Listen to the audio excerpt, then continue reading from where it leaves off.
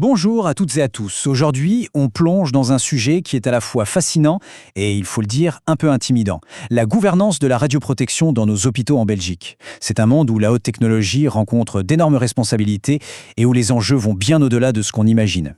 Allez, on commence tout de suite avec une question qui met les pieds dans le plat. Si on est à la tête d'un hôpital, est-ce qu'un manquement aux règles de radioprotection peut nous retomber dessus personnellement? La réponse est loin d'être anodine, vous allez voir. Et voilà, la réponse en chiffres. Et ça pique. On ne parle pas de petites contraventions, non. On parle de sanctions qui peuvent dépasser les 2 millions d'euros. Et surtout, ce qui change tout, c'est que la responsabilité personnelle des dirigeants est engagée.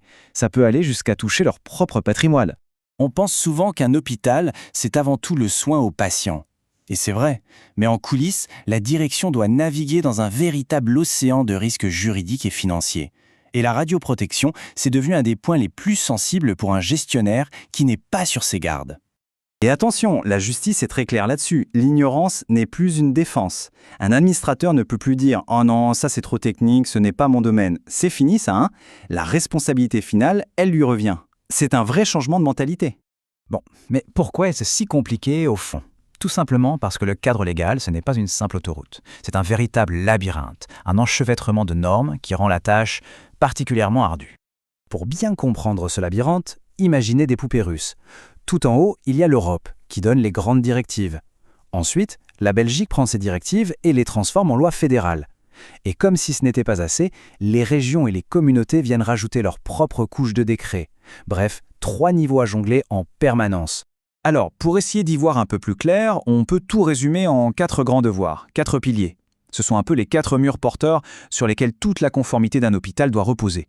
Le premier pilier, c'est organiser. Ça veut dire que les bonnes intentions ne suffisent pas. La loi exige de mettre en place un vrai système avec des gens compétents dédiés à ça, des procédures claires, écrites et bien sûr les moyens financiers pour que ça tourne. C'est une obligation de moyens, pas juste de résultats.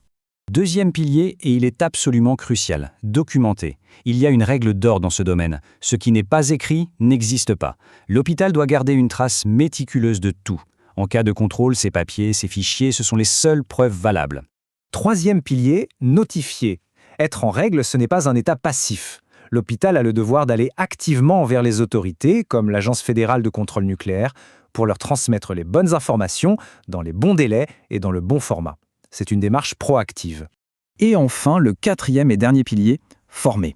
Un système, même le plus parfait sur le papier, ne vaut absolument rien si les équipes sur le terrain ne sont pas au courant.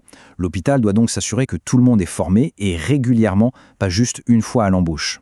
Bon, on a vu les règles du jeu, maintenant passons au scénario catastrophe. Que se passe-t-il quand un de ces piliers s'effondre? Les conséquences peuvent être terribles parce que plusieurs types de responsabilités peuvent s'accumuler. En gros, il y a 3 niveaux de risques. D'abord, la responsabilité administrative. Là, c'est l'hôpital en tant qu'entité qui prend, avec des amendes ou même un retrait d'agrément. Ensuite, la responsabilité civile. Là, ça devient personnel.